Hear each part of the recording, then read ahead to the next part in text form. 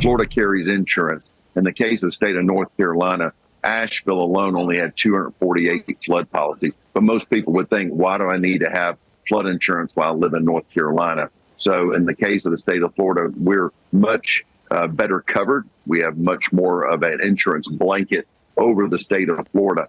So again, there will be challenges, there will be rebuilding, but to me, nobody does recovery better than the state of Florida. And this is what we'll do. We will take one foot in front of the other, and we'll continue to build back our cities and our communities. Jimmy, of course, there will be some residents worried about their property taxes, worried about their finances.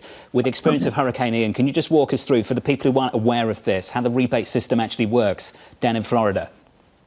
Well, I think the reality that people have to let sink in is look, it costs more per square foot to build a house today than it did 5 years ago. So the cost of construction is going to change when it comes. So some people will be underinsured. Some people will sell their homes as is. They'll cash out. They'll move into another community. When Hurricane Michael hit my hometown, my neighborhood, everybody had aged out. So what a lot of them did is they cashed out, took their money, and they moved closer to their grandkids or their kids. So again, this will be some of the similar type of response we'll have of this. St. Lucie County, where one of the tornadoes hit, was a retirement community. I'm sure a number of those families will probably look at other alternatives as they receive a large payout from their insurance company, and they may just decide to pick a different place to live closer to family.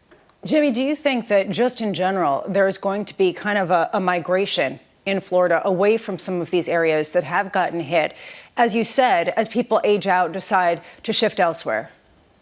On the contrary, it's amazing the type of land rush that takes place after a storm. You will have all of those that saying, you know what, again, I've aged out, I'm gonna move out, but there are people lined up down the street and around the corner that will buy back in those coastal communities. They will build up, they'll build to the higher building codes, and they will make the necessary investments to be able to enjoy what's beautiful about living on the Gulf Coast or the Atlantic coast.